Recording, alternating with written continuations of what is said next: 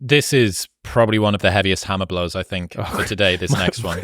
This is a real hammer blow. Anger tweeting? Great. No, it's not. It's an existential one. Oh, fun. You've already achieved goals you said would make you happy. Yeah. You've already achieved goals you said would make you happy. Alex's notes to self, right?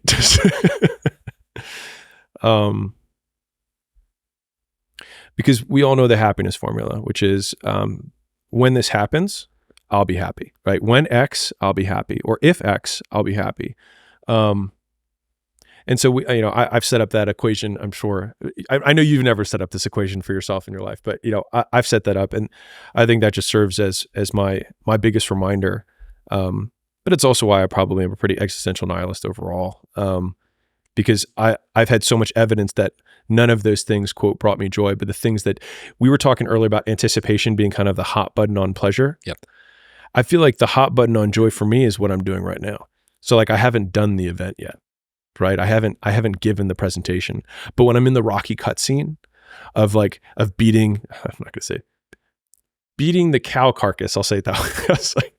I was trying to avoid certain words. Anyways, that when I'm putting that work in and doing the reps, like that's when I'm actually my most in flow and enjoying myself the most. And so it's actually a lie that I've been telling myself that like once the presentation goes well, I'll feel good. Because in some ways now I feel like when the presentation happens, I'll be disappointed because I won't get to do this anymore. Yeah. I'll have to find something else to pick as a target so that I can get back into my Rocky cutscene.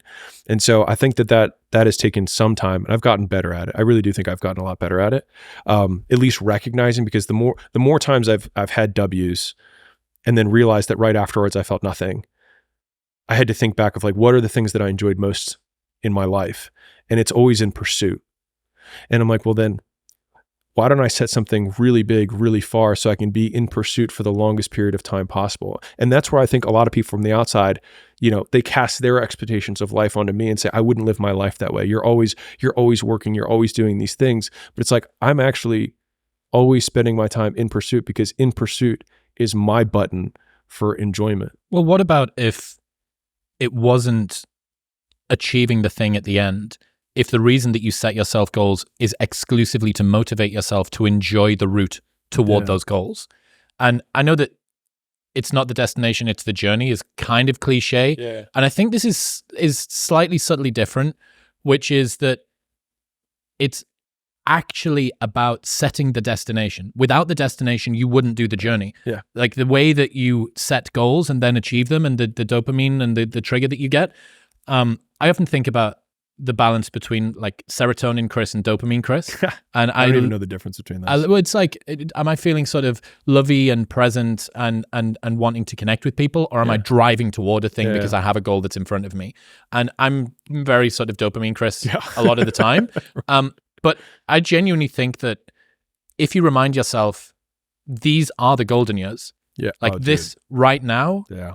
This, when you look back, these will be the golden years, right? When I had my health, I had my full mental capacity, I had control of my bladder, I had all of the money that I needed to do the things that I wanted, to crush it with my friends, to fly around America and film these podcasts, or to launch this book that I spend all of this time on. Yeah. And you can even see it in the micro. You can even see it when you look back on stuff that you've done in your day-to-day business, or what you did at university.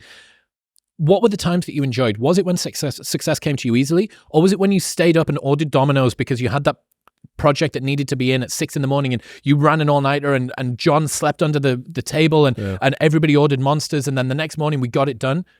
What was good about that? Was it when you submitted it? Or was it the Domino's and the 3 a.m. sleep under the table? Because I'm pretty sure it's that. I love this as a side note. But one of the things that really motivates me, or one of my most powerful motivational frames, is thinking about the person that I want to become as the destination. And thinking like, I want to be bulletproof. I want to be bulletproof in these ways. I want to be bulletproof in my marriage. I want to be bulletproof in my business, etc. And I think about that man, whoever I want him to be. Like we said, hell is when you look at who you could have been and realize that you're not that person. And then I think, if I were to make that man, what would I put that man through to make him who he is? Like, it wouldn't be easy times. It wouldn't be quick wins. It wouldn't even be easy wins. It would be the toil and the struggle of achieving and reaching for things that are right out of grasp, that are right above my threshold, and continuing to do that to like lift the weight, to build the muscle, to break it down and do it over and over again, because like that's what creates the character traits that are the man that I want to be. And so when I'm going through those like really harder times, I like to think of like looking in my mental mirror of like, I'm making you. I'm not there yet, but I'm making you. And that has helped me get through some of the harder times. And from a gratitude perspective, my most powerful frame for gratitude has been thinking about my 85-year-old self, waking up as my 30-year-old self, and all of a sudden looking at Layla and be like, man, I remember when we were this young. And then looking out the window and being like, man, Vegas wasn't even developed. Like, there's no flying cars yet. Like, man, they were still used gas. Like, this is so cool. And I get out of bed and I'm like, man, my elbows don't hurt. My knees don't hurt, right? Because I'm thinking about what my 85-year-old self would think. And, we're talking about whatever, but it allows me to enjoy the mundane in a way that I know that I would give everything that I had when I was 85 to enjoy again. And it's just, it's a trippy frame, but like, if you can think like, what would 85-year-old me would be like? I'm just not, my body doesn't hurt. You know what I mean? Like, I actually have energy. Like, I can think clearly. I don't have brain fog because I'm 85, right? And that has been probably my single most powerful frame on feeling grateful, and allowed me to feel more present at times when I start to feel like I'm going through the motions and just like clicking in the routine and just like day after day after day, and they feel the same. That's been my biggest slowdown, where I can pull the reins and be like, and mind you, it lasts a few minutes. But when I think back on the days where I use that frame, the part of the day that I remember is just the few minutes that I use it. So I did this episode with Sam Harris. Yeah. A lot of people have problems with Sam Harris. I found the time that I spent with him unbelievably enjoyable. I sat opposite him and a couple of times caught myself thinking, I am having so much fun doing this. And he said this thing, and I really wish that I'd asked him another question. I should email him about it. I was talking about presence and the importance of presence, and you could use it as a proxy for gratitude. Yeah. And he said that really what you're aiming to do is find small moments in the day when you just open up and realize what's happening, right? Like Conor McGregor won the featherweight title twice because he won the interim because Aldo was injured, right? And then he won against Aldo. And somebody asked him, what are you going to do differently this time again before the Aldo fight that you didn't do against in the Mendes fight? He says, this time I'm going to be present. And there's this photo of him and he stood like this at the weigh-in, and you've got this entire stadium in front of him, and he stood like that. He said the first time he did it, he couldn't remember it because he was just drowning in what was next. Yeah. And what I really loved that Sam said, and I think that, you look at somebody that's a master meditator, or you set yourself high bars for what it means to be mindful, and you realize that you can be present with a sip of a coffee. Okay, I can be present with this one sip of a coffee, and then it, like sand in your hands, or like trying to remember a dream, it just evaporates, right? Okay, well, what if your goal was just to try and get 5 of those a day? Yeah. What if that was it? What if being mindful was just 5 moments when you allow yourself to be where your feet are underneath you?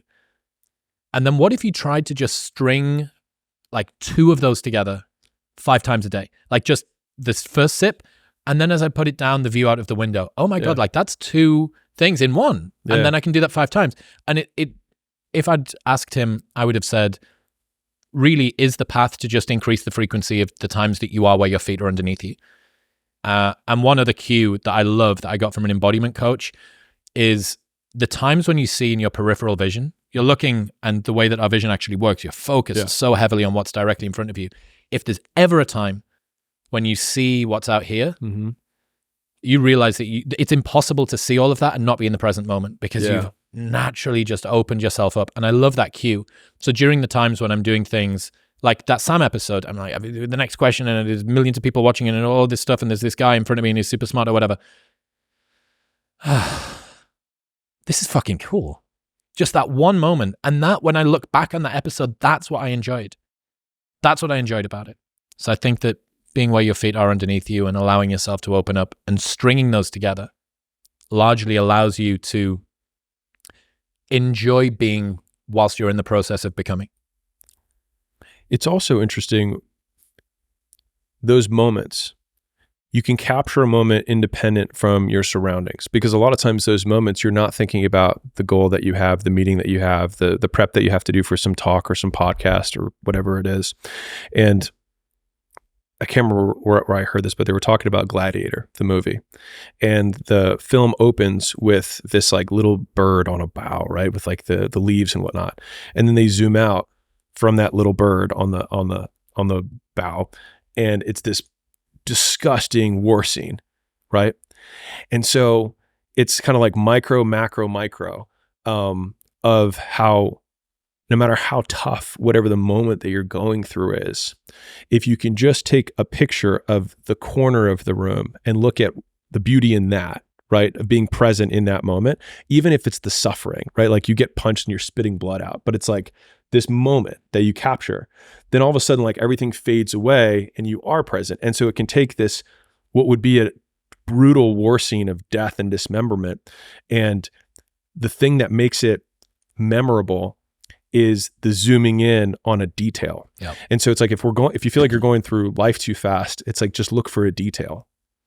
Whenever I wanted to try and get myself back into the present, I used to have brain fog a lot in my 20s. Oh, really? And maybe not brain fog, maybe just the clarity of my thoughts now is so much better than it used to be. I don't fucking know. Maybe I was hungover. Yeah, I mean, that was a big, maybe it was just the drugs. I don't know.